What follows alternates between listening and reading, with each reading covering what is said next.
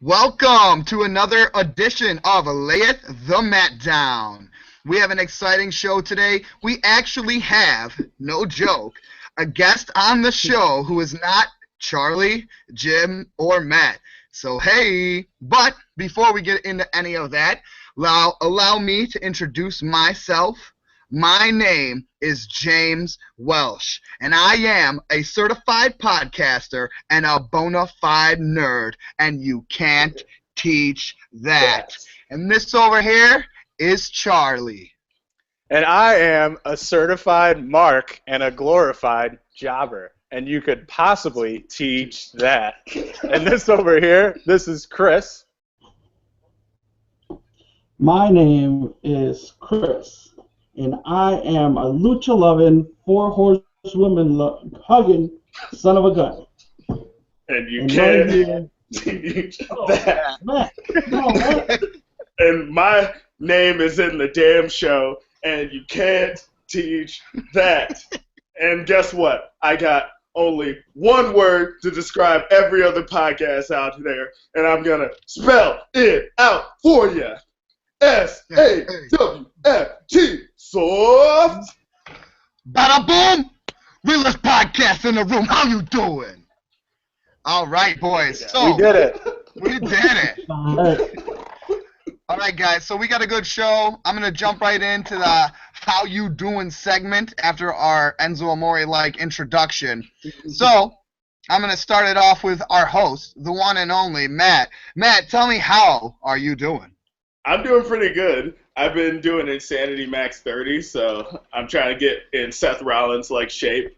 Getting that swole on. Yeah, I want to be like CrossFit Jesus, so going overly difficult workouts, and hopefully I'll grow my hair out and my beard. So, yeah, that's how I'm doing. How you doing, Charlie? I'm doing good. I want to compliment you on your fresh new redesign, rebuild, reclaim t-shirt. Yeah. And another one came out too, so I need to snag me Oh, one really? of those. I'm Oh, doing my good. The base god is happy. The curse has been lifted off of KP, and the base god is in a good mood. So hopefully it's nothing but sunny skies and no famine will be sweeping over the nation. So yeah, it's a great time to be a fan, honestly. Chris, how you doing? And welcome. Thank you for the invite, guys. Been doing good. Been working a lot, but definitely took advantage of the holiday weekend and definitely spent some quality time with the family, which was definitely needed. How about you, Jim? Right? I'm doing pretty good. Unfortunately, I think I was probably drunk from Thursday night to Sunday night, and so it was a kind of a rough rough Tuesday morning this morning. I had to go to work, and How you doing? I got like probably a total of like 9 hours of sleep in 3 days. It was just way too long of a weekend. I tried to watch Raw like in my boxers eating rib sauce and like leftover pieces of ribs. It was just it was just like a real low point when but that's what you're supposed to do on holiday weekends: eat, drink, and be around friends, which I did. So I had a good holiday weekend. Happy 4th to anyone that's listening. But overall, pretty good. I'm glad you guys are doing well also. But, Charlie, I'm going to let you introduce our guest today so that people can get to know him a little bit better before we start getting into the nitty-gritty bits of Layeth the Mat Down. Eating ribs and watching Raw drunk, and you can't teach that. Yeah, so our first guest, right? Improvement, getting better and better, and we got people who want to come on. This is Chris, also known as Christian, and I met Christian through a friend that I work with, whose name is Hector. And Christian has a blog, and I'll let him explain a little bit more about the blog and what is written on there. But Hector came up to me and said, "Oh, you're a wrestler." Like, I'm known in the office as the wrestling fan or the go-to guy for wrestling, and Hector came up to me and told me about Chris and his blog, and I researched it, read some articles, and then reached out to Chris personally myself, invited him into our fantasy league that we'll be talking a little bit about later, and here he is, big fan of Lucha Underground, rich Hispanic history and upbringing, which he can talk about as well. So welcome to the podcast, Chris. Do you have an introduction for yourself? Does that sound pretty accurate, what I'm saying? Yeah, definitely. I mean, that's definitely how we met. So thumbs up to Hector. Yeah. Yeah, so I started this blog, Just Another Pro Wrestling Fan, just because I jumped back into wrestling probably about 2 to 3 years ago. I was a huge fan during the Attitude Era. I always loved the lucha world ever since I was a kid. That's the prominent type of wrestling in Mexico, where I'm from. So I've always loved the culture, loved the mask idea, the high flying moves, all that. So now, after experiencing the Attitude Era, leaving that out for a while, picking it back up, I could actually, as an adult, be a kid and kind of embrace that world with different arms, right?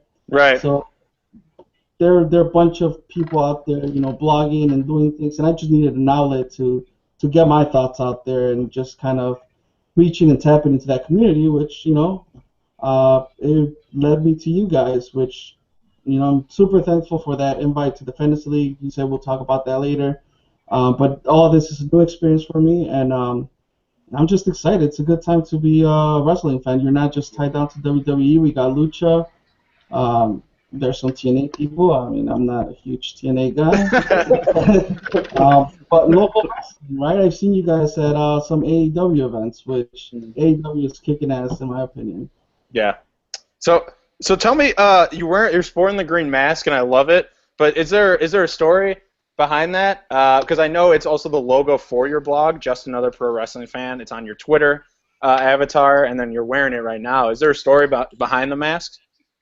There is no story behind this particular mask aside of me creating that identity and entering this world of lucha meets wrestling meets strong style. When I go and in the character for Just Another Pro Wrestling Fan, it was just that I just came up with it for no reason, no real design. I just went with it because for me it was like I just want to get something out there and start working on something. And as the community started growing, I started getting followers and getting to know people and being to a couple Lucha Underground events that I got invited to. I'm like, all right, full in. So I actually got the mask designed, and so it fits pretty well, and I am not super sweaty under it. Awesome. That's good to hear. Awesome. I actually got a couple questions for Christian, if you don't mind me taking over, Charlie. No, I got a couple as well, but let's pass it over to you for a couple, and then we can come back.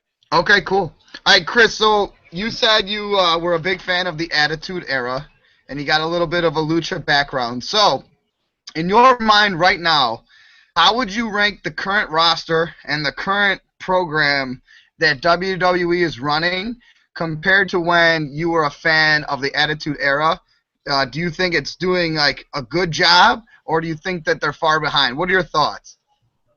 Well, it's two different eras, right? Like two different times.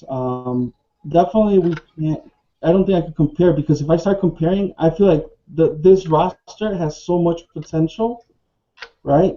But when we look at the Attitude Era, it's the only people you had, and they made the shit awesome. I'm sorry. Can I curse in this? Yeah. You're good. Yeah. Fucking say whatever the fuck you fucking want. Chill. Yeah, you had, because you weren't introduced, as Mankind as an icon, but now you reference Mankind. He was one of the big stars. You look at Stone Cold, The Undertaker. These were your guys of the roster, the Outlaws, right? They were a great tag team. They weren't like top of the card. You had the Dudleys. So back in the Attitude Era, you had all these people who you could just see they wanted more. They wanted to climb that ladder, figuratively and literally, right, with the TLCs. Yeah. But you look at the roster now, and it's just, you look at the match itself. You know what's coming next. You know what move is coming next. So just a quick example with the WWE product. I wasn't a huge fan of AJ Styles, right? I followed him a little bit, but now that I watch his matches in WWE, he's gonna do that forearm, 2 or 3 times a match. Whereas like before, it used to be a great spot. You'd be like, oh shit, this is going down, right? But now it's like, he's setting up for it. It's coming. So yeah, I just wish there was um, more occasions where you didn't just predict the outcome Yeah. as easily. So you're saying the product right now is just very predictable. Yeah, it is predictable, and compared to the Attitude Era, there could have been a title change in Raw for no reason. Right.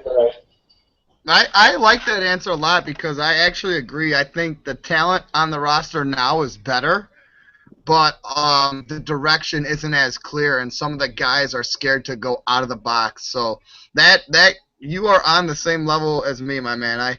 I like that answer, and that's pretty awesome. Charlie, you want to take over the next question?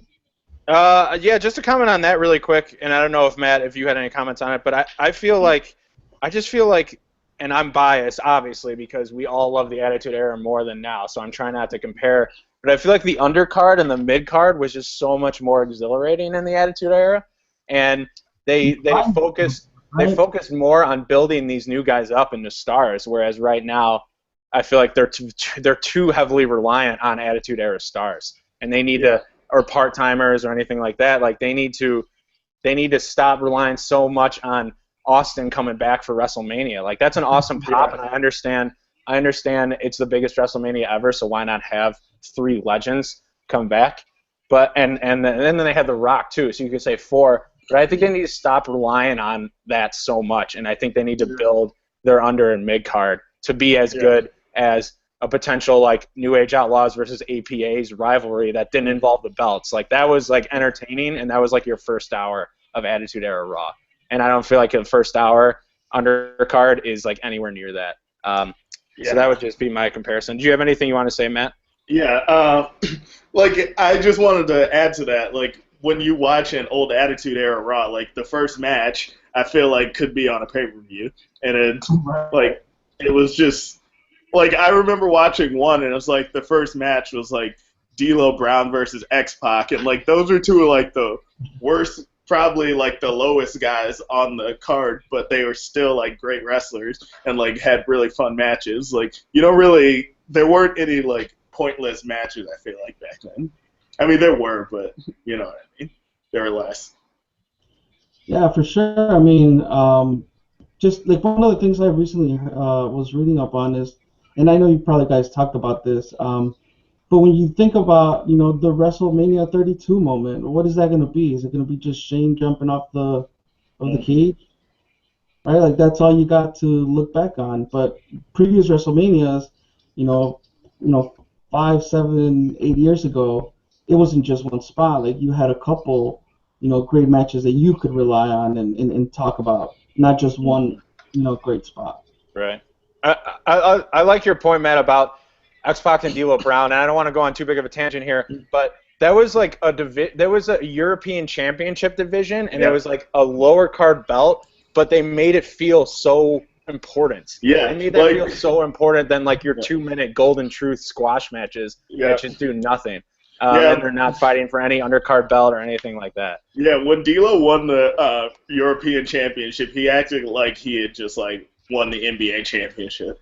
It was ridiculous. And I think a lot of that was just they were up against competition. It was either your undercard and your midcard performs, or WCW kills you in the ratings again, and you're out of work in like 3 years. So there's no competition right now, but there's not, but they're starting to be like Christian touched upon. Like Lucha Underground is now becoming a thing. So they're like, oh shit, we need cruiserweights in here. So like the competition is making the product kind of shift into this new era, hopefully, and hopefully it starts getting better. Yeah. Unless they just swoop up all of them and then don't do anything with them. And then they all become Sandows. Yeah. Which would surprise none of us. Right. Sorry, breaking off on a tangent there a little bit, but I wanted to get into, just because Christian is a huge Lucha Underground fan, I feel like we don't talk about it enough because I'm in love with it as well. It's just, it's hard, just with so much WWE content, it's hard to make time to also watch Lucha Underground and like keep up on that story. But Christian, I want to ask you, what are some of your favorite parts of Lucha Ground, and who are some of your favorite wrestlers? Just give me, I guess, your breakdown on like why it's so intriguing to you, and who do you like to follow? It could be something so simple as all the storylines matter, right? Like there's only one. There's the trios title and the main title. Sure, you have the Gift of the Gods, was that ongoing giving money in the bank type of title, where feuds are constantly happening. Every storyline has a payoff, right? Like there's a start and an end to why these two guys are going at it. Now you add the layer of the lucha style, which is a bit different, and then you throw on top of that different scenery. You break it up. To me, it's just the perfect. Oh, my bad. You guys there? Yeah. Now it's working. Can you pick up at scenery again? Yeah. The scenery that Lucha Underground brings, the feel of the temple, and then the backstage vignettes and how everything is filmed. It's very different. Nothing that we would normally see on a wrestling show. And again, storylines matter, and no matter if you're going for the main title or if you are going for a medallion for the Gift of the Gods, or you just have a feud against somebody because they screwed you over. All the storylines have a beginning and end, and you get the payoff at the end. So now on to luchadors or wrestlers, right? Like there's that combo of them in there. Pentagon Jr., man, like that's my guy. Yeah, he's the man. That's Charlie's fave too. He's the man. He's so good. Everything he does summarizes his character just perfectly. Like he's like sort of a nutcase, but he's like a psychopath that people really like. And I think the thing that gets him over the most is his look. His look is unlike anything I've seen before. It's so extravagant, and he does like the hat. I see the mask in the background on your desk. He has like the half mask, also with face paint, and you know me, like I love guys with face paint. I'm a huge face paint mark. So yeah, I agree with that. The backstabber, like his moveset is not too insane. It's not like a Phoenix moveset, but he just has enough good lucha spots in there. Like kayfabe breaking of bones is just awesome. Yeah, like I still to this day, like I'll once in a while come across. I don't know if you guys have seen the Ultima Lucha match, Vampiro versus. It's still breaking up again. Yeah, you're breaking up a little bit. Can you say the two competitors again? Hello? We're having technical difficulties. Are you there? I apologize. Right. I see you guys are back. Hold on 1 second. Yeah, give it a second. I think it'll load up, and then you're good. Like, once your camera starts moving good again, your voice comes through clear. So try now. Okay. I don't know what was the last part you guys heard, but I was talking about if you guys had seen the Ultima Lucha match between Vampiro and Pentagon. I've seen highlights. I've seen highlights too. Yeah, that was crazy to me. I'll send you guys a link. I love that match. Yeah, Stone Cold brought it up on his podcast actually. Yeah, he had a podcast with Vampiro, and they talked about that heavily. I gotta watch that. All right, Jim, do you have a question? Mm-hmm. I do.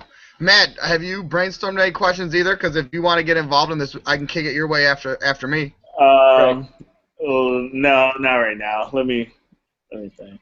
All right, cool. Just let me know, because we'll just open randomly, like rapid fire shoot questions at him. All right, Chris. This is a question I love asking people.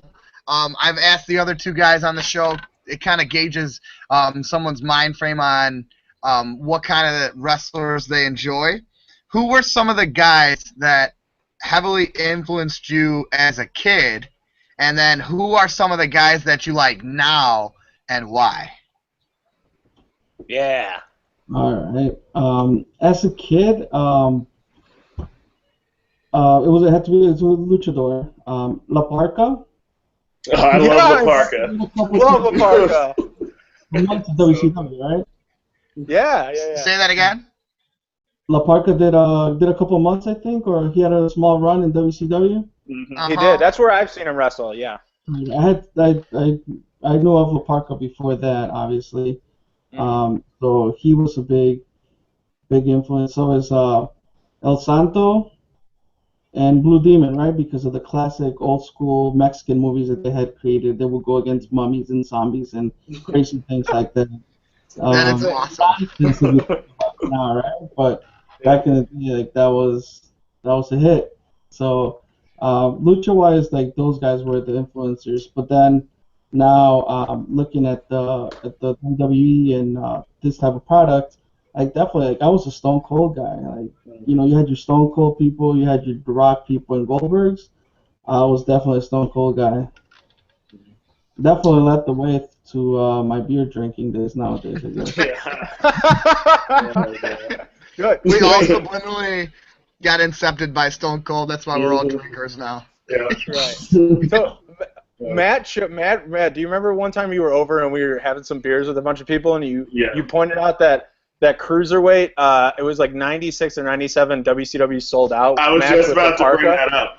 That's actually, talk about that? Yeah, it's actually in the WWE collections on the WWE Network. I forget which collection. I think it's like it's the cruiserweight one, the cruiserweight collection. It is 98 sold out, I believe, and it's like an 8-man lucha style tag team match, so you don't have to tag people in.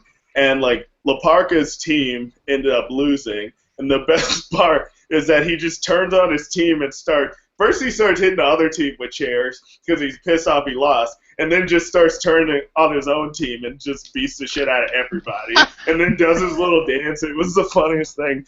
Like, we were just like, all of us were on the floor cracking up at that. I was cheesing so hard. I was cheesing so hard. Oh, God. I fell in love with La Parka when I watched that. Yeah. That's a great pay-per-view, and I know for me the birth of luchadors and cruiserweights for me was the undercard of WCW or the cruiserweight division, and like those matches are so freaking good. And that pay-per-view has that really good match. Chavo Guerrero's in that match, Chavo Guerrero Jr. Yeah. Also, I think later on that card is Rey Mysterio Jr. versus Chris Jericho in a really good match for the cruiserweight belt. So 98 sold out. I'd recommend that. Really good cruiserweight action in that. Yeah. I actually have a question for you, Christian. What would you say is your favorite match of all time? Whew. I know it's a hard question. I think it's my favorite match of all time because of how I fucking watched the match, right?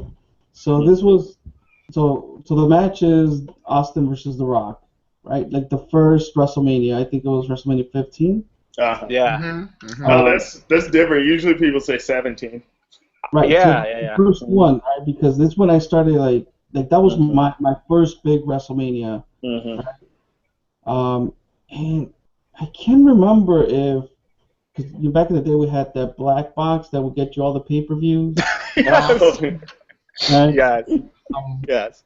I'm burying my dad right now, right? Because he's on. But we didn't have that channel, and so you would flip to that. I remember clearly it was channel 67.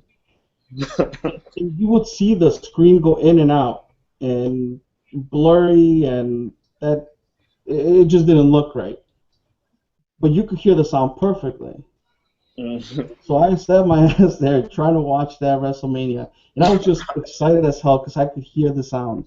I feel like when you look at those like I don't know old videos for books where they'll show that all American families like gathered out around in the sofa listening to a radio show or something. Radio like program, yeah. Right. Like, that's how I felt. Like, oh shit, I'm sitting here, I can't see anything, but I'm listening to the match. So here we go, and I was super stoked for that. So I think that's why that match has more meaning for me. But aside of that, I mean, Austin won, so. Yeah. That's a great story. I love that story. That is. I feel like my soul was just touched. Like. Oh God. That's awesome. I personally like that. You're right, Matt. When you said I think most people like 17 better, Austin Rock. I think it's 17. Maybe it's 18. I actually like 15 a lot in that trilogy of matches, I like 15 the best. I feel like it has like the best build. You know me, like I like a momentous, like a slow start into a heavy build. I think that has the best build and finish of any Rock Austin match that there is. So Yeah, I didn't get the pay-per-views when I was little, so like I had to watch 17 like in a vacuum, and so that was like my favorite match of all time until like I think it was Monday. I was just like watching stuff while I was like working on a side project. And I watched Shawn Michaels versus The Undertaker, WrestleMania 25, and good God, that was like I was like, where has this been all my life? Mm-hmm. That match is amazing. Yeah, that's my personal favorite match. I know it's a lot of people's, but it's yeah, for I a know. reason. It's mine too. It was so perfect. Like they did everything right. It was ridiculous. Can I interject to just quickly go off of what Christian said? My best friend, yeah, all right, cool. My best friend when I was a kid would host me to come over to his house every time for a pay-per-view, and kind of like Christian, like he like was so excited to be a part of it. I remember watching that match. My friend Steve was the biggest Rock fan you could imagine. I was the biggest Austin fan, and like Rock was on the up and up, like becoming funny. He was starting to steal fans from Austin. I remember watching that match after Austin won. I think I like looked at him, gave him like double middle fingers, and I remember being so happy, like if almost like a kid who would watch Cena now. And when Cena wins, I'm sure they're like, "I told you he's the fucking best." Like he is the best. Like when he beat AJ Styles, there's some kid out there whose friend likes AJ Styles, and that Cena kid was like, "No, AJ cheated. It's just bullshit." I remember watching that match, and when Austin won, I was so fucking happy. So I would agree. That's in my top. That's in one of my top matches as well. Tight. Tight. I have one last question for Christian. Okay. Go ahead. Christian, we've talked about this before on the podcast, and I feel like it's a really good subject. Do you have any recent interactions? Because obviously, like you said, when you get back into wrestling as an adult, you're reliving it as you're acting as a kid almost, but as an adult. Like I don't know what the quote you said was, but it made a lot of sense to me. Do you have any recent interactions where you've come out to people as a wrestling fan and they've kind of been taken back by that, or how do you kind of slip that in the conversation? That's a good one.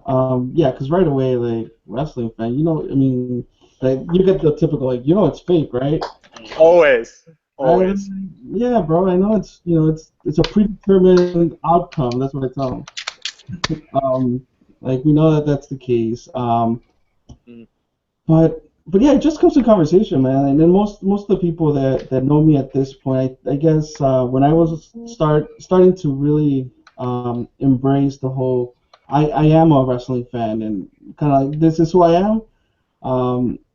Like I was not shy away. I was not shying away from it, mainly because my fiance, she was not a wrestling fan. The first match that she got to see was the Undertaker Brock Lesnar when the Taker lost the streak. Right. I had her over the house. I was working. I had the TV on, and it was like I was watching it, but I was working. And I told her, I'm like, oh, Taker's gonna win. No, like this is the streak. Like nothing's gonna happen. And ever since that match, she got hooked on wrestling, and she's been, following me around like to the shows that I go to, and I'll share, some matches, from the past. Like I showed her when I showed her the Mick Foley Undertaker match, and he fell off the cage, like her world blew up. Right, and then we got to Mick Foley a couple months ago, so that was pretty awesome. Yeah. So yeah, like now it's not just me; we're the couple that likes wrestling. Love it. It's been a fun transition and a fun way to kind of bond that relationship, bring it to a more emotional level. Yeah. Right. I've been taking notes the whole time just to kind of keep track of what we were saying. And after like the second question, this is how I'm going to end this interview. Simply put it, Chris, I wrote down in my notes, Chris, is a fucking badass. So, you, sir, have been a pleasure to get to know on here. Hopefully I get to meet you in person again soon. Are you going to the AAW show in July? I will be there. You know, Pentagon's gonna be there. I'm gonna be Yep. there. Don't bring it up. buddy. Don't bring it up. Charlie We're not bringing can't that go. up. We're not bringing it up. Moving on. Wait, Pentagon's facing Sammy, right? He's facing Sammy for the. Yeah. You knew that, Matt. Yeah. You knew that. Stop rubbing it in. I You know forgot. that's the match. Sammy is my favorite indie Move wrestler. on. I'm so excited for that. I'll be there too. So, Charlie, we're going to all meet up. We're going to take a group selfie pic, and we're going to carry a sign that says, "Where are you, Charlie?" So, expect to get that soon. But, moving on, Lay It the Mat Down is a very important show where we need to follow a strict agenda. And we are moving in to one of my favorite segments, the News and Rumors segment. So we briefly go over what's going on in the wrestling world. Could be WWE, could be Lucha, could be anything. I'm going to start us off this week, and my rumor is they are making an announcement for Brock Lesnar's SummerSlam opponent. And I'm hearing on the streets that Randy Orton is supposed to be that opponent, and that's going to be his return. He's one of the major guys that has yet to wrestle Brock at a main event.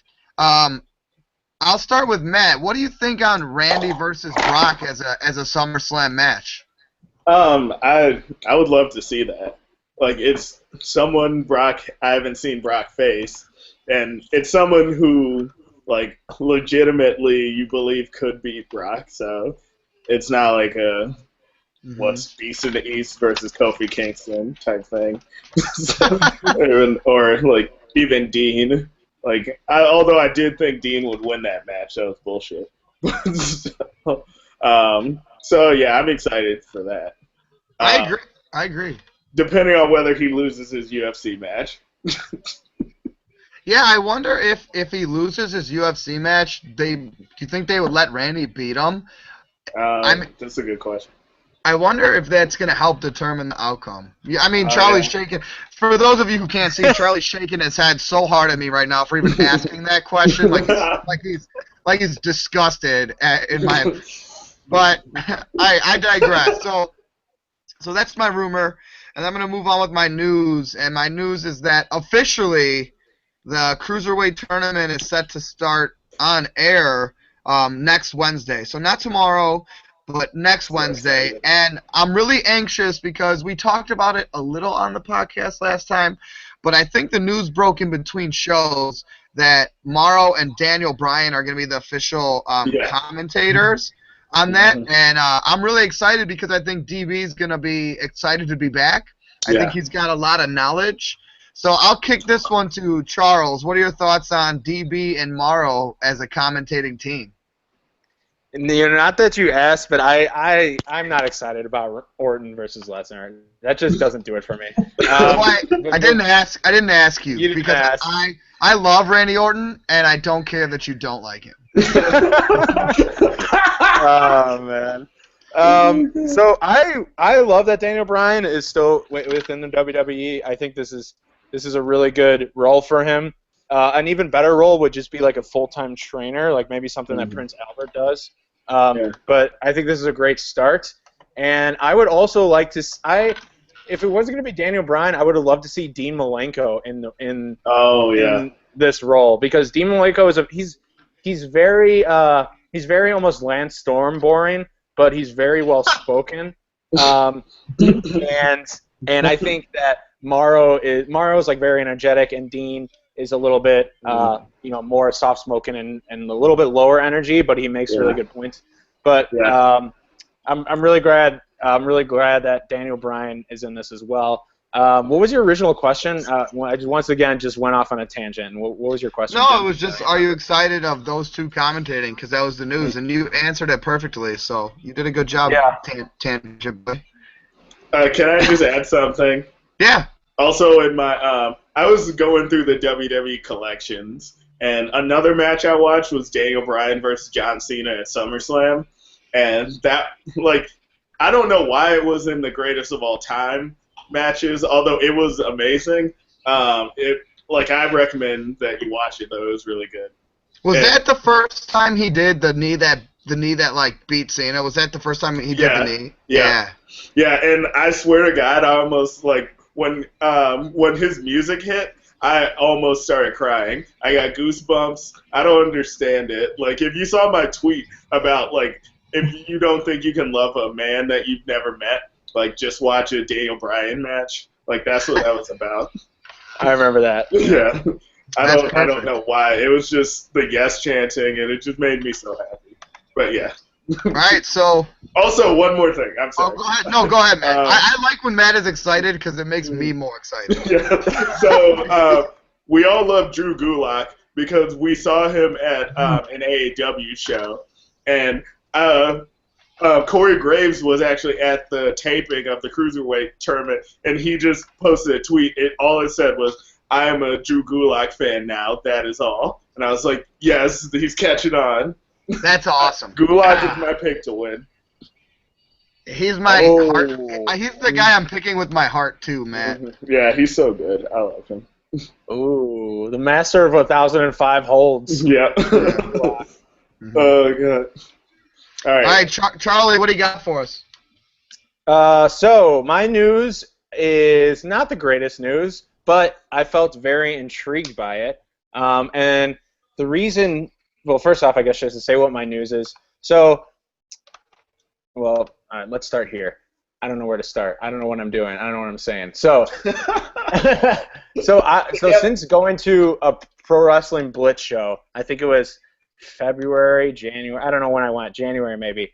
And I've recently been following Matt Hardy on Twitter, and Matt Hardy is in. And I don't watch TNA. I don't watch TNA. It's just too much wrestling. I know there's some talent in TNA, but he's like going through this feud right now with Jeff Hardy. And it's like it's kind of catching the eye and attention of Twitter and like a lot of people on Twitter, and it's the one noteworthy thing I guess that TNA has done in a long time. And I think the blow off of it tonight, and it's called the final deletion. Like Matt Hardy's going through a really strange gimmick right now, where he keeps saying like really strange things. Like he's calling Jeff Hardy Brother Nero because Jeff Hardy's middle name is Nero. And I just wanted to, I guess this is a question to really anyone, because I don't know, I know that we don't watch a lot of TNA, but he's making it like kind of a noteworthy or thing that people are actually taking the time to watch. Like I saw a preview of the show tonight, and they're fighting outside, and Matt Hardy is shooting fireworks at Jeff Hardy from like across the ring, like a sparkler. And it looks insane. It almost makes me want to spend time to watch TNA. I won't do it, but he's like, Matt Hardy is like, it's almost like in a trolly kind of way, like half the people are making fun of it and half the people really want to watch it. But he's getting us talking, which is the whole point, right? He's stimulating a reaction, whether it's good, bad, or ugly. So raise your hand right now if you have any comments on this. If not, I guess all I can say is, okay, Christian, what do you think? Yeah. So I've also, I've been kind of following this feud, via Twitter, YouTube, and all those other things. The whole Brother Nero and Matt is acting like this psycho, and because that he's broken and he's about to delete, Jeff. If you haven't seen that YouTube video where he does the initial Brother Nero with the piano thing, you have to watch that. It makes no sense, but it's hilarious, and you'll enjoy it.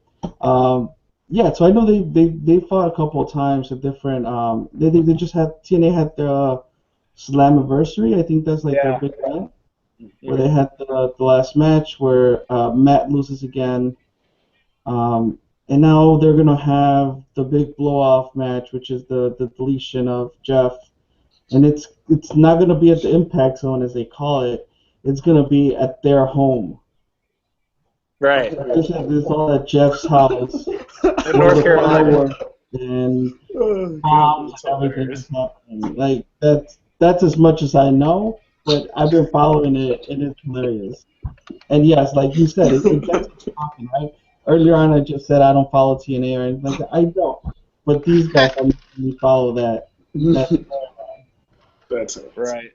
Okay. I think Matt's doing a really good job of promoting it on Twitter. Sorry to cut you off, Matt. You can go. I was just gonna say I love a good psychopath character, like Brian Pillman type thing. It's just great.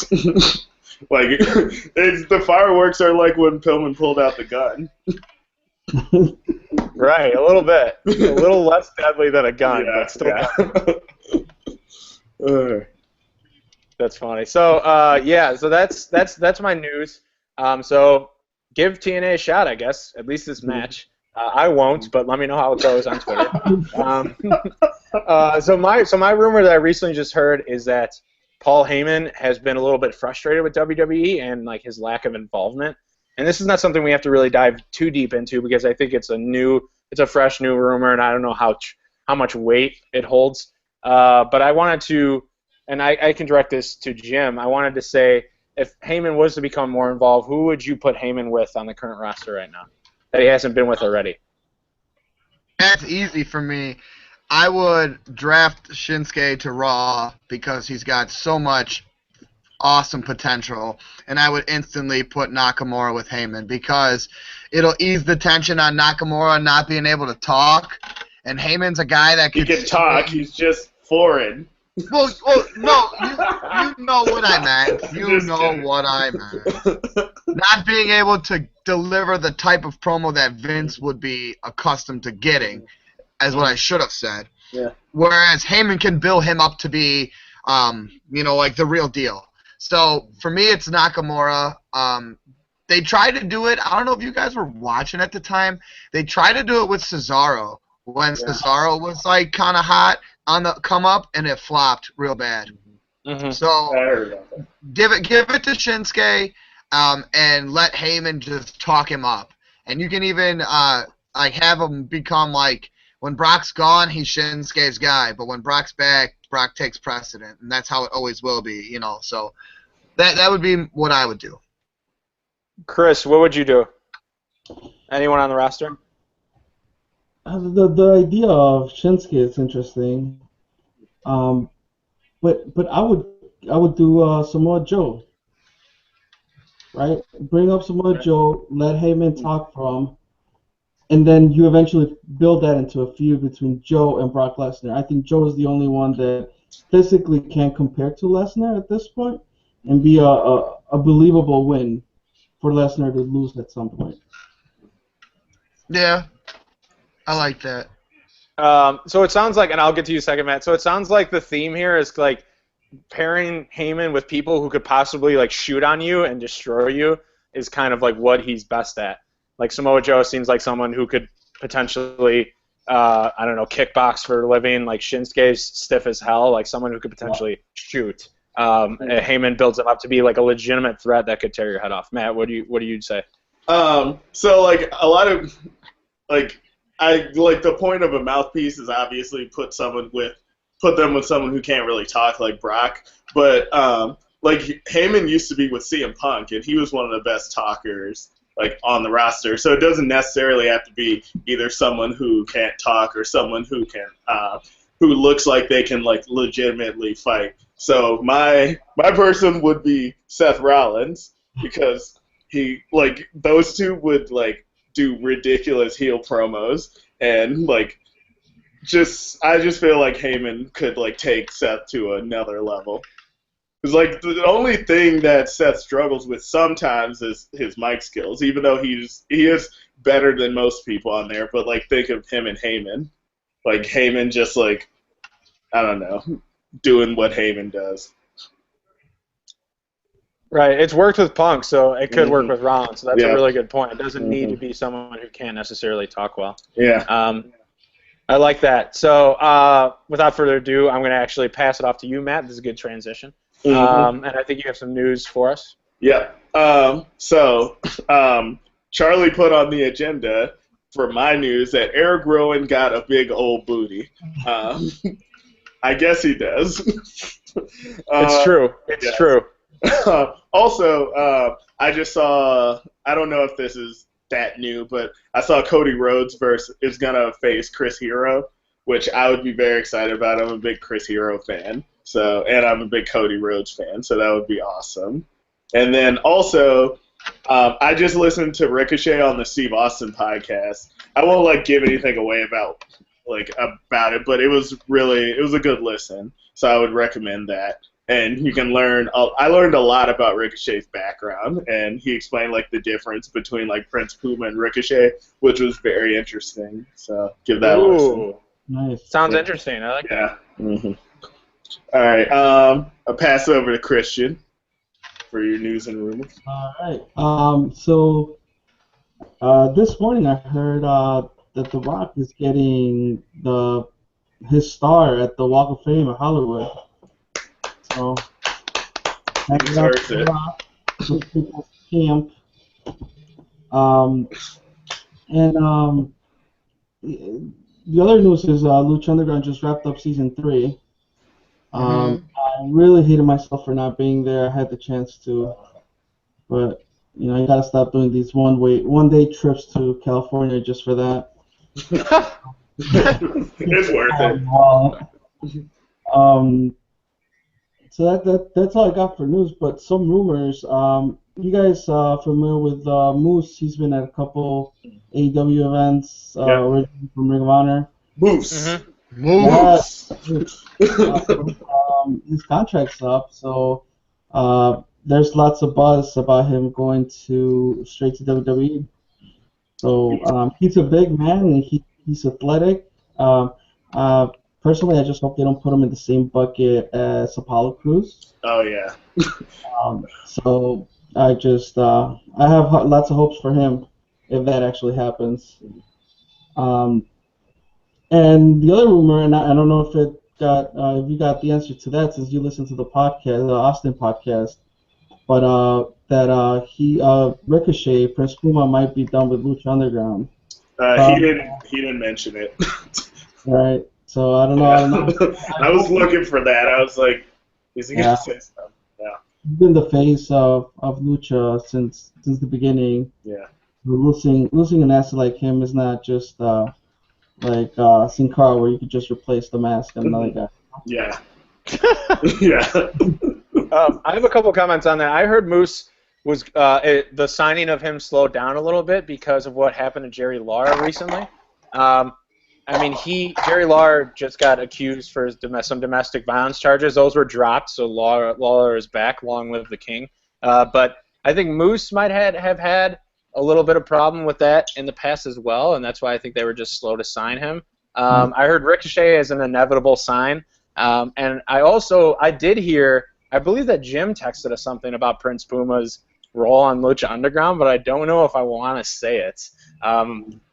It potentially could be a spoiler. So, do you remember what I'm talking about, Jim? When did I text you like a picture, or was it? Yeah, it was like a picture that said something that Christian might not want to hear. So I don't know. Maybe No we'll talk about spoilers. that offline. I don't want to do spoilers, but I think he'll be free. That's all I'm gonna say. Basically a spoiler. Yeah, and letting the Puma out of the cage. I see. Oh god. All right, very, very, very nice, guys. I think the show's moving at a good pace today. That was a really fun kind of news and rumors. Usually news and rumors, I'm kind of like, yeah, I knew that. Today, it was really cool because I felt like everybody said something that I didn't know what was going on. Probably because I was drunk for 5 days, but it was the first time that I was like, oh, sweet, I really don't know these things. So, awesome job, everybody, on their news and rumors. We're going to move on to the Fatal 4-Way, where we ask a question of one of us. We propose it to one of the other 3 members that are here today, and then we kind of gauge the interest of anyone else who kind of wants to follow up with an answer. And to keep the spirit alive, I'm going to start the show, the Fatal 4-Way recap, and I'm going to say, I'll direct this one. I started with Matt, and then I shot one Charlie's way. So, Christian, I'm coming for you. All right. What do you think about the Sami Zayn and Kevin Owens feud being used so early in the year at a pay-per-view like Battleground? They keep billing this as the last final match between these two. Is this really going to be the final match between these two? And if so, what is next for both men? Um, right. I don't think so. Quick answer is I don't think this is the end. Obviously, right. This has the potential to be a super slow burn. But the first word that comes to mind when I think of that feud, like WWE just bastardized the shit out of that, right? Like just feeding it every time they could, right? At Yeah. first, I was a bit, upset because they brought in Sammy, and then they did the whole Kevin. Although we had just seen that in NXT, it wasn't long ago where we saw that at NXT. But I'm like, all right, new set of eyes. There's a bunch of people don't watch NXT. This is new for them. It's great. It was built up great. They did the whole background, nice packages. But we see this every month now, and even in between each month, there's an altercation that happens at a Raw or a SmackDown where they're facing each other. Uh, I mean, they provide great matches. Like the ladder match for the Money in the Bank. They had, great spots. I don't know how Kevin Owens still walks up to today after that. Yeah. But yeah, I think at any time, this is like a Shield type of thing, right? WWE at any time could just call up that storyline and start the feud all over again. I just don't hope they don't do it too often. I actually really like that answer because I think they're gonna slow burn us in a sense where they're gonna. This will be the end of it for now, and then come WrestleMania season, I can see something springing back up between the two of them. So, Charlie, Christian kind of touched on he doesn't think it's the end. Where do you think they're gonna go if it does stop in the short term? Where does each guy go after this? So I don't think it'll be the end. I just think they're doing it right now for Battleground because KO is going to be on the bigger and better things at SummerSlam, at the Rumble, and at WrestleMania. I think KO potentially could face The Undertaker at WrestleMania. Obviously, everyone knows about that. But I just think KO right now is a little step above Sammy. So I think KO just for these huge pay-per-views coming up, you have and then I guess you have Survivor Series too. Like I just think KO is going to kind of drift away into the upper echelon for a little bit, and then I think sometime around next year he's going to come back or full frontal and face Sammy again. So I don't think it's the end. I just think KO is on to bigger and better things. I'm also going to make a prediction. It's probably not a bold prediction, but I'm going to predict that sometime in their career, KO and Sammy are going to be the WWE Tag Team Champions as well, because I think their chemistry is just so good, and you see glimpses of it that they're going to come full circle. It's going to be a one-on-one feud. They're going to make up and be friends. They're going to be tag champs. They're going to break up again, and like 5 years from now, they're going to be fighting each other as well. I think this feud has that potential, and I just think they're doing a Battleground now because like KO could have a bigger role at SummerSlam. He could have a bigger role at Survivor Series. He could have a bigger role at the Royal Rumble. So Sammy just isn't there yet, honestly. He's not there yet. So, and nothing against him. I love him, but that's my opinion. Do you think, quick question, that Owens and Zayn are the new age Triple H and Shawn Michaels? In terms of a feud, or yeah, they could have the same type of relationship, right? Like whenever they need to be best friends, they'll be best friends. They got the chemistry, but then they could also have great matches against each other. Yeah, I that's a great comparison. I'm gonna say yes. Great question. Because like exactly like you said, the chemistry is so good.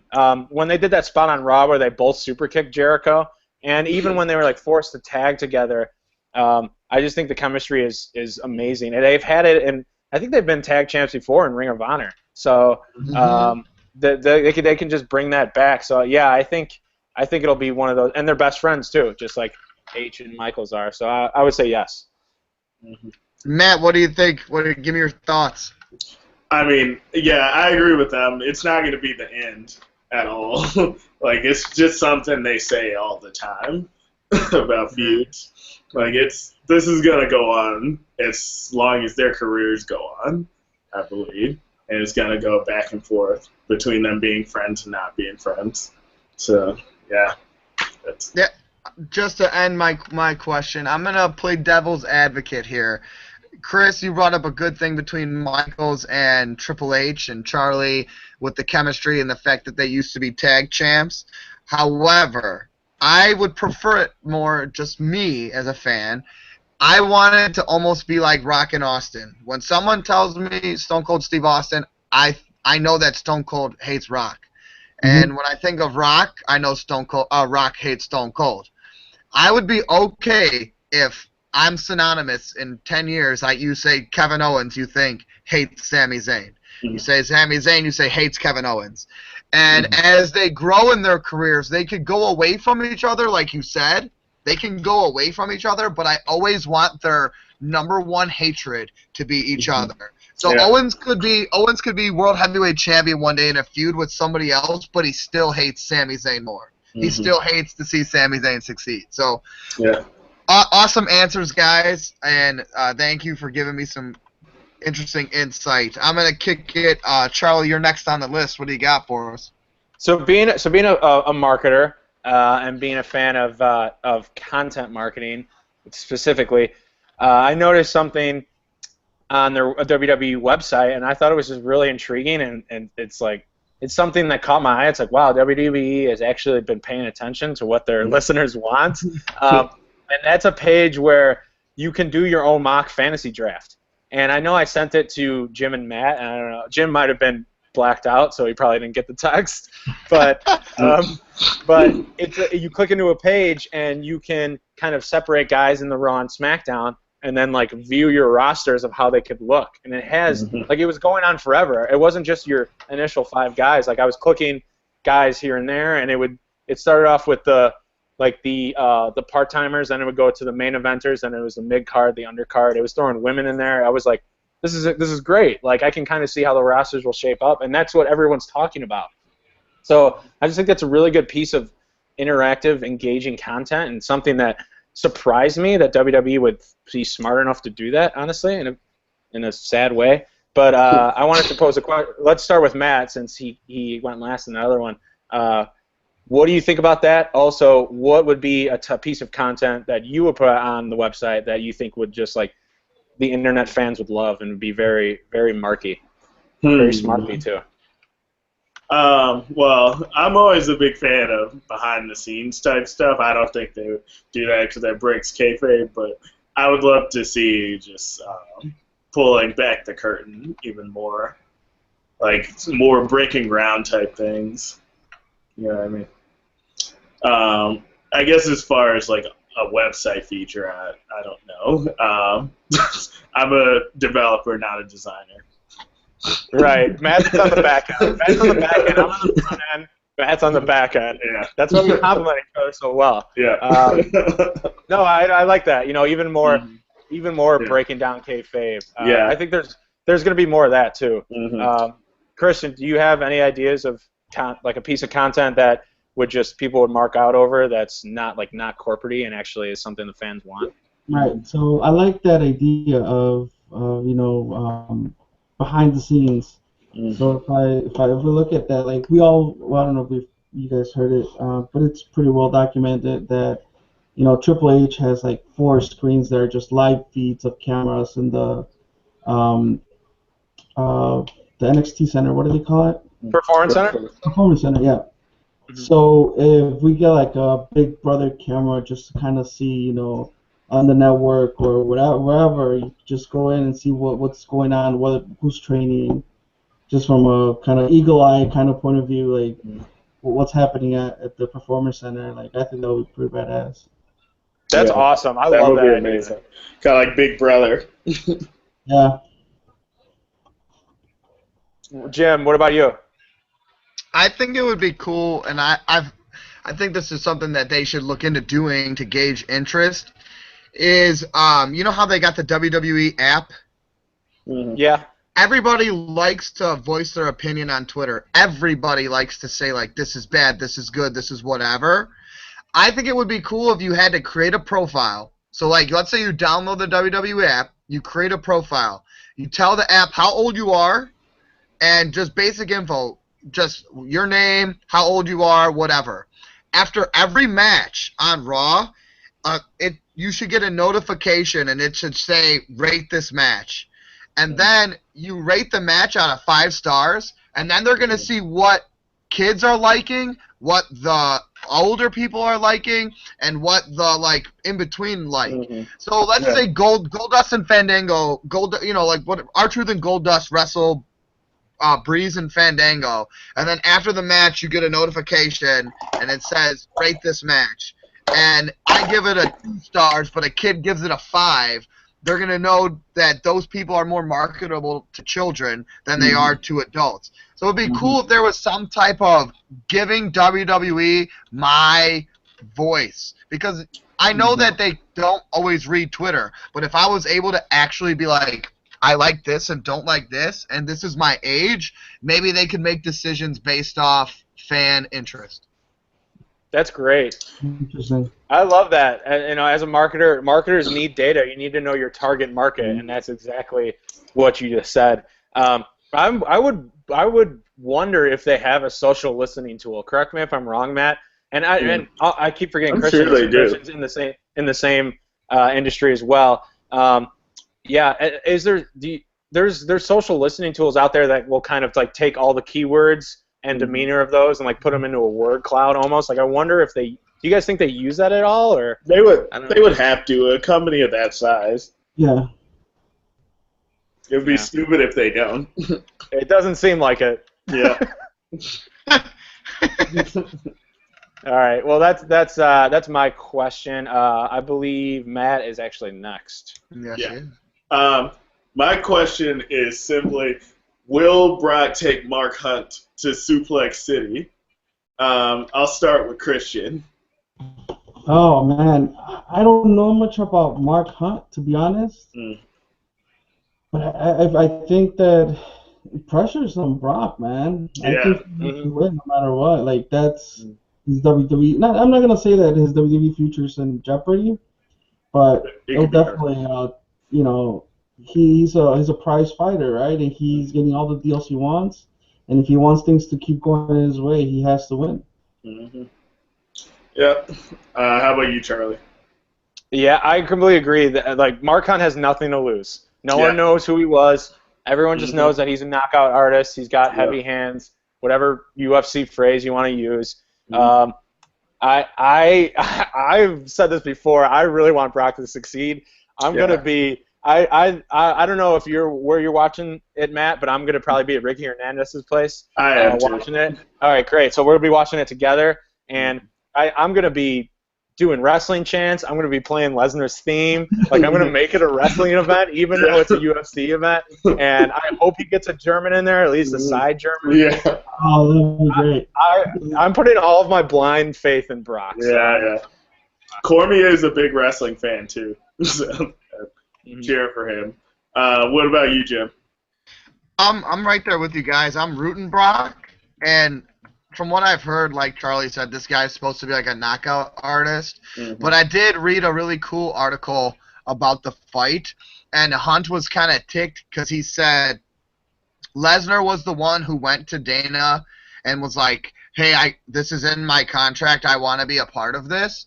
And Mark Hunt was like, Lesnar obviously doesn't just do things off the whim.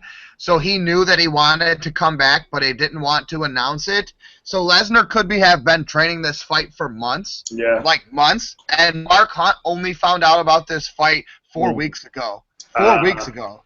So Lesnar could have been like, I want to fight Mark Hunt. I'm gonna fight him at UFC 200, and he knew this 6 months ago, and Mark Hunt just found out now. So I'm rooting Lesnar. If he gets knocked out, it's bad for his image. In the WWE, but maybe that's a big advantage for Lesnar because it was kind of on his terms. So we'll see. I hope he takes him to Suplex City. If he picked him up and suplexed him after he knocked him out, I'd be so happy. That would be amazing. Yeah. I think Lesnar might take it because, I mean, he's clearly a good wrestler, and all he has to do is take him down. I don't think Mark Hunt is really known for his ground game. So, and Brock Lesnar also, he wants F5 the Shark. So, I think he can handle a human, even if that human is Samoan. He's beaten plenty of Samoans. He took Roman Reigns to school. So, Like, it's not even a big deal. So, yeah. Christian, you can go ahead and ask your question. All right. So I put two questions out there for you guys, but I think let's start off with the one that's going to open more of the discussion, I think. And you guys let me know what you think. So when WWE released the 2K17 promo package, the first one was Goldberg. Then we found out that Brock was going to be the cover of that game. In that package, you hear Paul Heyman say, introducing Brock Lesnar as the ninth mayor of Suplex City. And then I was like, all right, so who are the other 8? Now I did some digging around and I came up with some names, right? But it's some of the smarks out there are like, well, if it's ninth mayor of Suplex City's in the U.S., so it must be a natural-born U.S. citizen. So that takes out some wrestlers, and I don't know what those policies are, but I got a list of 8. I don't know how you guys want to do this. If I should just list it out and you guys Yeah, listen. All right, so they're not in a specific order. They're just names that are out there, right? So we got Kurt Hennig, Mr. Perfect. We have Taz, Eddie Guerrero. Goldberg was an iffy one, but I guess he does the jackhammer. I don't know if that's considered mayorly. Kurt Angle for sure. Yeah. Later, Dr. Death and Chris Benoit. Do you think those guys are fit to be the mayor of Suplex City before Brock Lesnar? Who wants to take that?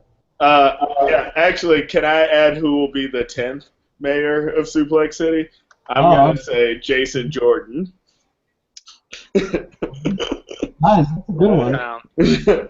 But yeah, I agree with your list, definitely. Goldberg is iffy, but Taz, Kurt Angle, for sure. Kurt Hennig, his finisher was the suplex. So, yeah. All right, Jim, you want to respond? Dude, first of all, props for this question because it's really intriguing to me, and I think it's really cool. A lot of the people on that list I agree with. So when you first proposed this question, I instantly was like, all right, I'm gonna look this up, and I typed in best suplexers in wrestling history, and some of the names that are popping up, I'm seeing like William Regal, Iron Sheik. Kurt Hennig was on a list.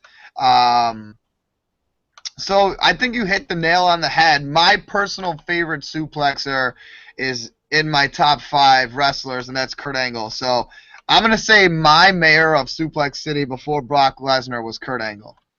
Yeah. Yeah. I think Angle is the GOAT suplexer besides Brock, honestly. So I would agree with that. I don't know. Some of these are great. Like, I love that you brought up Taz because Taz would just T-bone suplex the hell out of people. And it's called a T-bone suplex, not an exploder suplex. Whoever did that, whoever started calling that just tries to do too much. It's not broke. Not broke. Eddie Guerrero, yes. Goldberg, I would say, is really not technical enough for me to be a mayor, and I'm just breaking down this list. This is a great question, by the way. I'm being very, very technical here, though. I have never really seen Dr. Death wrestle that much, but one person that you left off the list that I think would be great is Perry Saturn. Perry Saturn used the T-bone suplex a lot. He did a lot of belly-to-bellies. Was a radical as well, just like Benoit and Guerrero. But, yeah, I know. I think it's a great list. I would take Vader out of there. But I think it's a great question. But Angle is the GOAT suplexer besides Brock. He's just the best. So, Matt, I was reading. Sorry, go ahead, Christian. Yeah, I was gonna say, because I know Matt also is a big fan of women's wrestling. I was gonna say, can Candice LeRae be in there with the ball suplex? Oh, for sure. And you gotta also put Joey Ryan in with the bootplex. With the boot, yeah. Did you see that Joey Ryan's cat won a title belt recently? Yeah, I saw that. Insane. I heard about that. Yeah, Asuka held the same title. So does that? Oh, go ahead. I'm sorry again. No, it's fine. Sorry. I was just going to say some wrestling promotion was doing like a 24/7 hardcore thing. Yeah. And some lady had the belt, and she was holding a cat on her stomach, playing with it, and the ref counted 3. Yeah, it was Joey the title. It's so ridiculous. Insane. Go ahead. I have a surprise for you guys, actually. And I didn't plan on this, so don't hate me. But actually, probably our biggest fan and listener texted me, and he's like, I'm watching the live stream.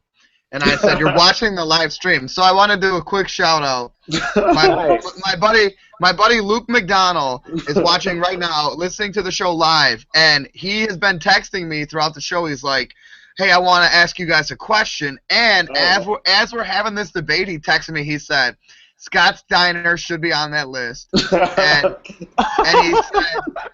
he said, if you guys are debating who the mayor is or the king is, he said, does this make Bailey the princess of Suplex City? Yeah. 100%. Yeah, 100%. for sure. 100%. So, 100%. So shout out to Luke. He is a true Layeth the Maddown fan. I think he's the only guy that I know that's listened to every show. Nice. So really awesome that you're listening, Luke. And Thank you, Luke. Thank you, Luke brought up a question, but I didn't want to tell Luke that Christian was about to ask the same question. So Christian, what is your point 2 of your question? Your part 2. Well, all right. So the Balor Club got dropped, right? The WWE dropped the Balor Club copyrights. Mm-hmm. So then the question is, what does that mean for the big reunion that we've all been waiting for, in which we all kind of thought it was going to be branded the Balor Club of AJ Styles, Luke Gallows, bringing the Bullet Club essentially to WWE. Now it seems like WWE doesn't want anything to do with the Balor Club, although there's still shirts out there. It's all confusing, and I don't know where this goes. Oh, pick me, Coach. Oh, please, Jim. I think that they are setting it up currently so perfectly.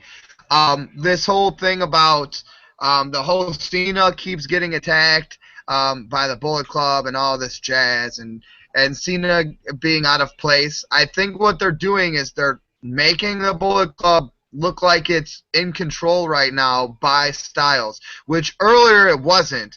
It looked like, like Styles didn't have control, or he really wasn't a member, because remember, the fans that didn't watch New Japan don't really know what it is.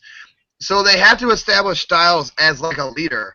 And so they're doing that now. And now in the draft, I think that Finn's going to get drafted, and the announcers will get really excited. They'll be like, oh, Finn Balor, huge NXT prospect, NXT champion, awesome pick by whatever brand takes him.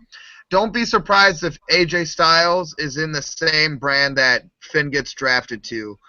And I can see that becoming an instant SummerSlam match, because it seems to me like that would just fit the bill. Or if they don't want to wait, if they don't want to do it at SummerSlam, they could slow burn it more. I don't think a Balor Club will exist per se, but they might just go with like Balor being the one that breaks up AJ, kind of attacks AJ for taking his job, and attacks the other two for following him after he left. Mm-hmm. So maybe there is no reunion, maybe it's a feud. And that's my take. Mm-hmm. Yeah, I agree with Jim.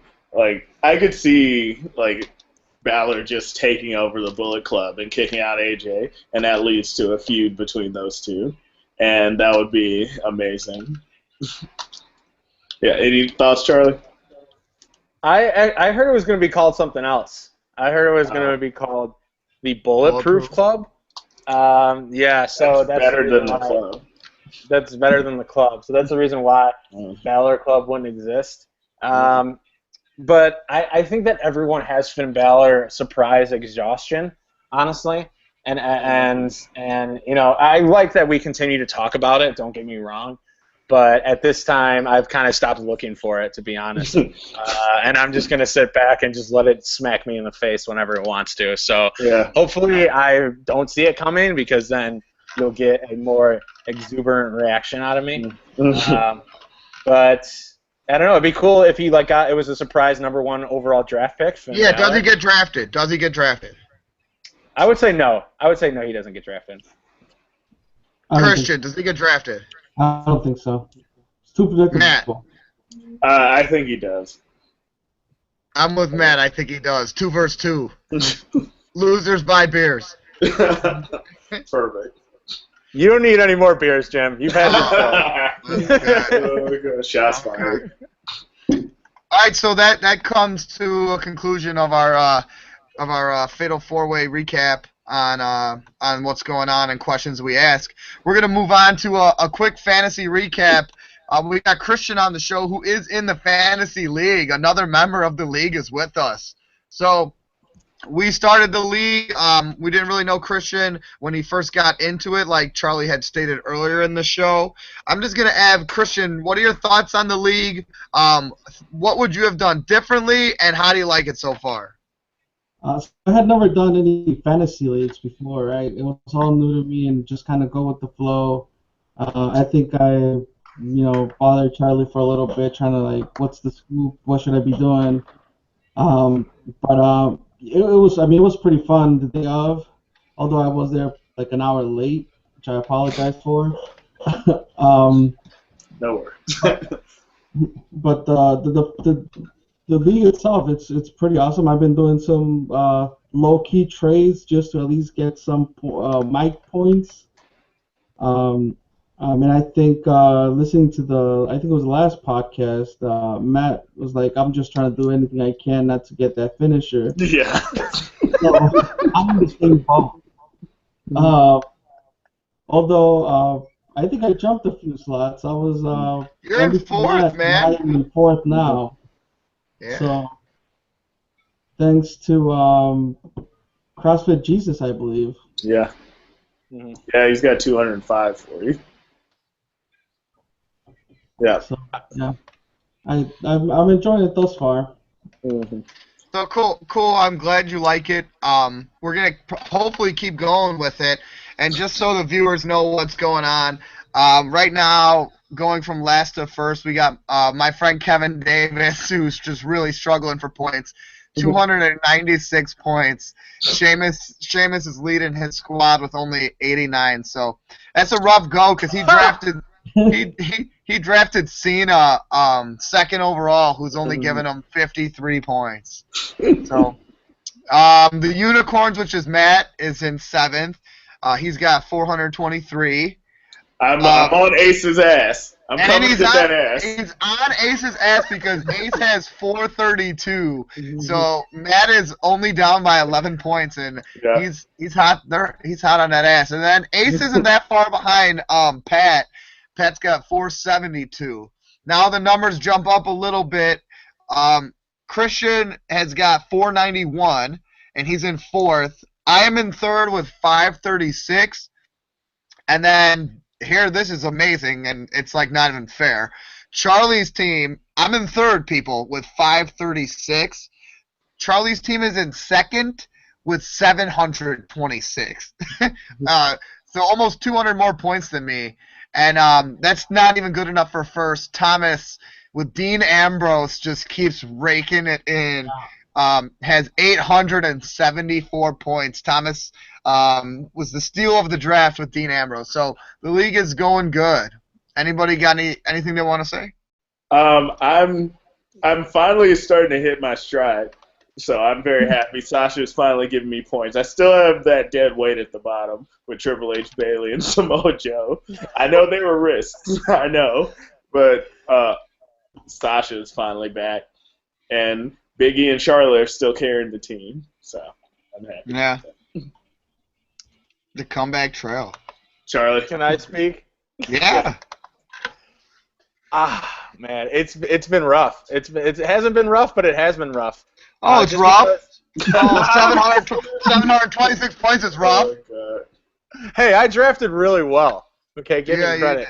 Yeah, I drafted really well. But, guys, I have too many heels on my team, and they're all losing matches. I'm losing every single fucking match. I can't get a win. Becky finally won on Raw, which is great. But, like, Dean Ambrose is just winning everything. He's, like, rubbing it in my face. He wins a match, and then he goes and, like, talks on the mic, and then he goes and sits at ringside. It's just like boom, boom, boom, boom, boom. Yeah. Like, all these points. It's insane.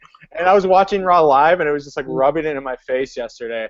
But I think that I'm more worried about the race at the top, but more intriguing, like what Matt and Christian said, is the race at the bottom. The race for last place is my favorite part about the league right now, because I'm just like picturing, I don't know, I'm picturing someone like catching a choke slam through a coffee table or something like that, or like a super kick and overselling the hell out of it.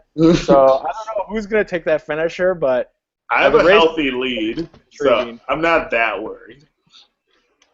Oh, you should be. I'm It's gonna be 150. It's gonna be a lot of fun to record that and put that on YouTube. Yes. Yes, it is. Yes.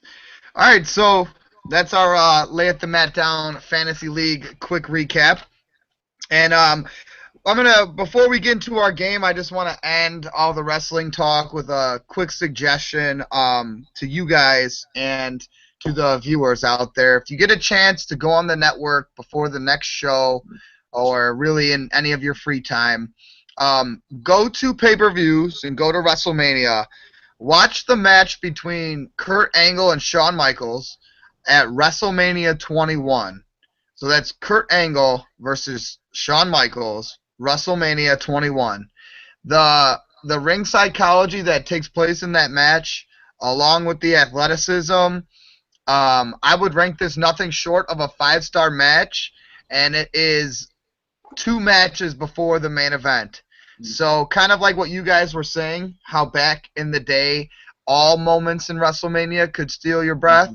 This match wasn't even billed at the top of the card and is, in my mind, the best match. Check that match out, and it's how wrestling is supposed to be done.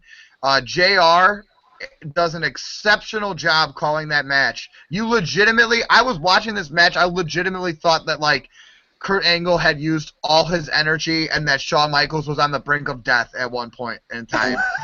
And I was sitting there watching it like, God, if only this could happen again. So take the 30 minutes out of your day to check that out. And then maybe if you guys do, you can touch base with me next time I see you guys or we do the show. Cool. But I'm gonna pass it over to our captain, who's going to take us on the home stretch to end this week's Layeth the Mat Down. All right. So this week's game will be Guess That Finisher. Well, I guess Guess That Wrestler based on the finisher. Anyway, I'm going to tell you a finisher. You have to tell me what wrestler uses that finisher. You can tell me one wrestler that used that finisher. So I'm just going to go like one by one. There'll be 3 rounds, and then the winner gets a hot tag. And if there's a tie, there'll be a tiebreaker. I'll just have whoever yells it out first. Okay, so I'm just going to go Charlie, Jim, Christian. Okay. Because that's the order it is in my thing, my Google Hangout. All right, so Charlie, this finisher, all right, who uses... I don't want to make it too hard. Or maybe I do. All right, I'll start easy. Who uses the code breaker? Jericho. Yeah. There you go. All right. Jim, who uses the Razor's Edge? Razor Ramon. All right. Christian. Layup. So was yours. All right. Who uses the Last Ride? Christian. The Undertaker. Yeah. American Badass. Yeah. All right. So, all right. Charlie. Who uses the octopus? Whoa, the octopus? Is this a real thing? Yep. The octopus? I know it. Can I steal? All right, Charlie. If you don't know it, Victoria. No, close. I don't know who to let steal. All right. I'll say 1, 2, 3. First one. No, it's okay. He didn't. We won't do the steal. We Okay. didn't establish that. All right, You can all just right. come to me. All right. The next. All right. Go to the next question then. Or whatever. All right. The answer was AJ Lee. Okay, Jim. Who uses the Texas cloverleaf? Oh, I know this. Oh boy, I'm kind of nervous here. Oh, I know this one. That's a submission, right? Yeah, I believe so. Why did you give me the octopus? I didn't watch a lot of AJ Lee. Yeah. That's on me though. Yeah. I'm gonna say Texas cloverleaf is used by Ken Shamrock. No, that was ankle lock. I don't know. It was Dean Malenko. Oh. Oh. Okay, I got to give Christian a hard one since the ones were hard. Okay, who used the cross-faced chicken wing? Oh shit. I know this. Oh. I feel like I want to give you the answer, but I'm not confident in my answer. Crossface chicken wing.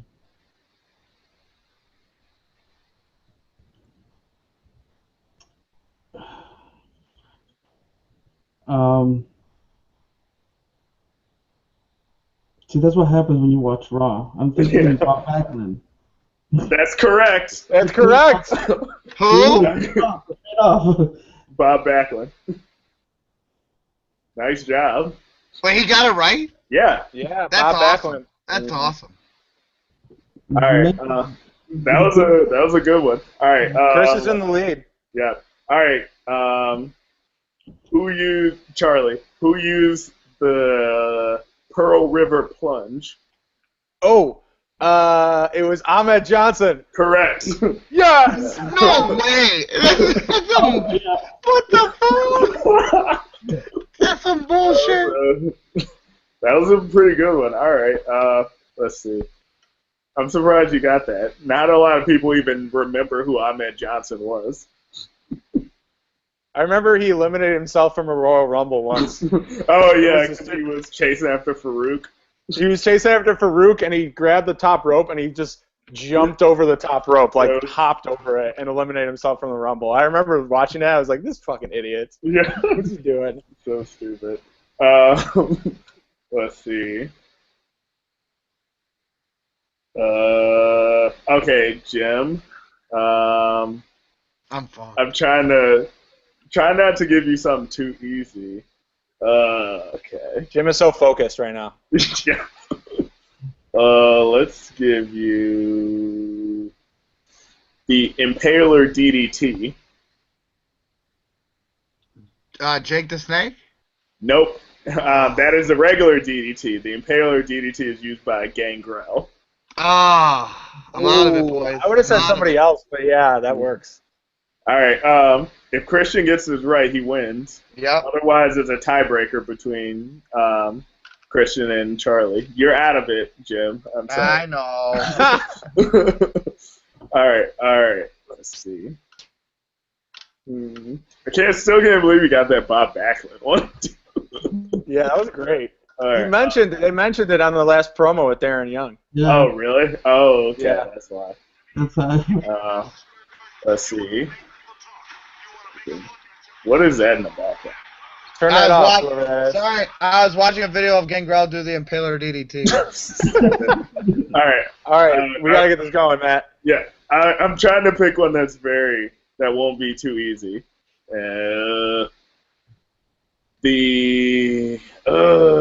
God, I feel like I use all the good ones. Shattered Dreams. That's so easy. I would get this one. So freaking easy. Really? Okay. What does he Did know? you say it? Goldust? Yeah. Christian is the winner.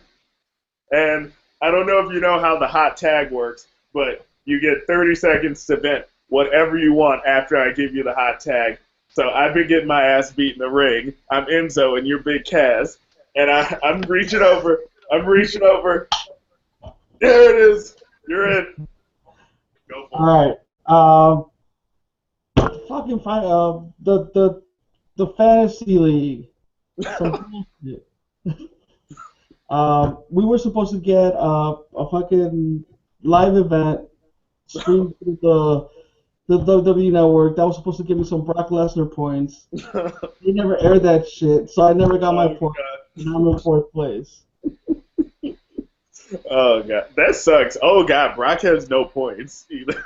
Nothing. Dude, I was Shane banking on McMahon that has no for the live event from Hawaii, man. Oh They- god.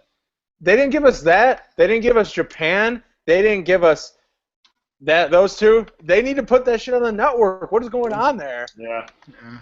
I want to agree. see Shinsuke face main roster people. I saw some highlights of Shinsuke versus Owens, and it was the funniest thing I've ever seen in a long time. Like, Shinsuke's doing that yayo pose or whatever he does, and Kevin Owens attacks him while he's doing that. Oh, and then yeah. does his own yayo pose. Did you see that Seth Rollins did the Vertebraker on AJ Styles? Yeah, I did see that. I didn't see that.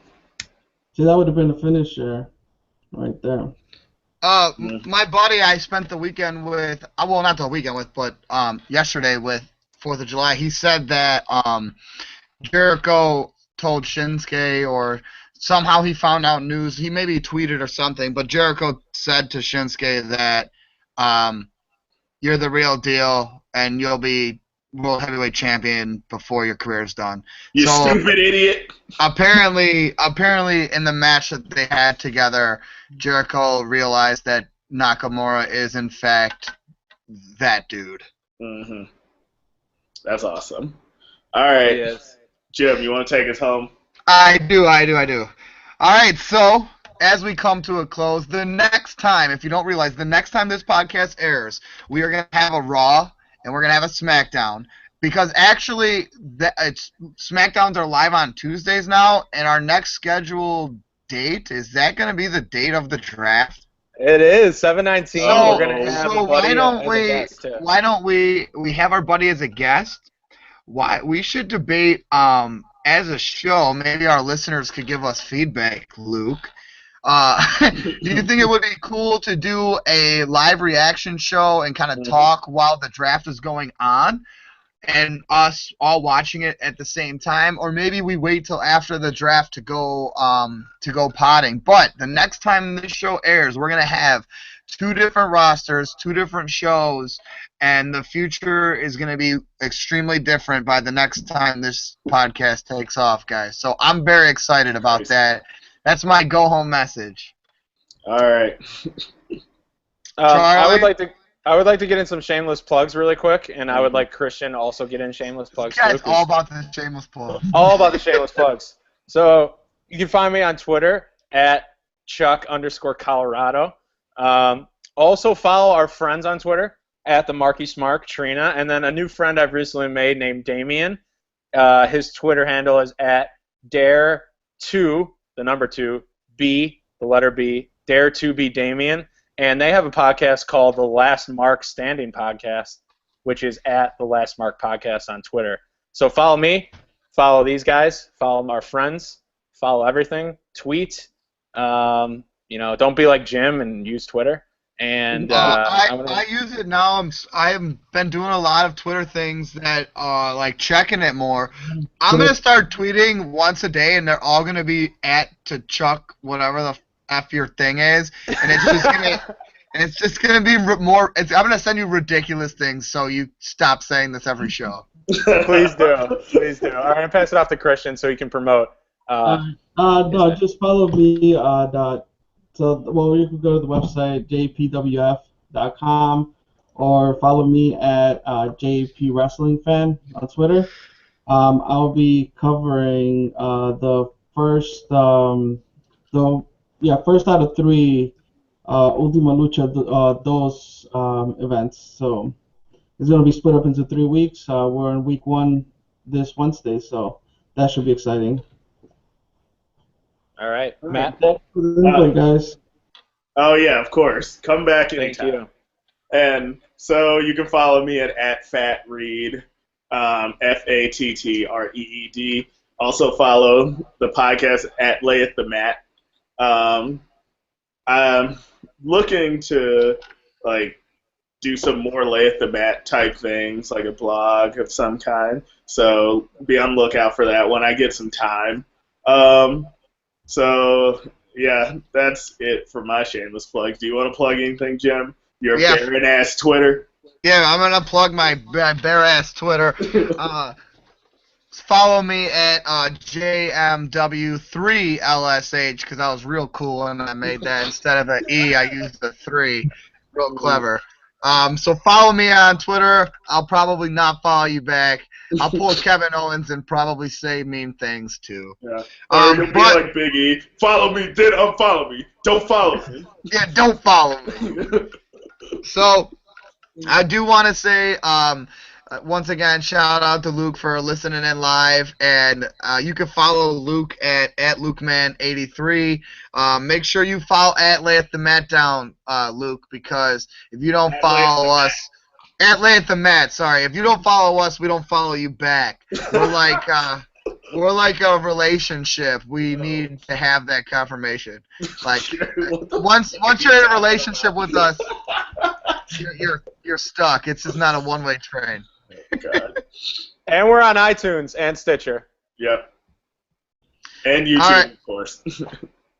All right, well, thank you for listening to this week's Let the Mat Down. We hope you have a good next 2 weeks, and we will be back on the 19th. Have a good week, everybody, and we'll talk to you later.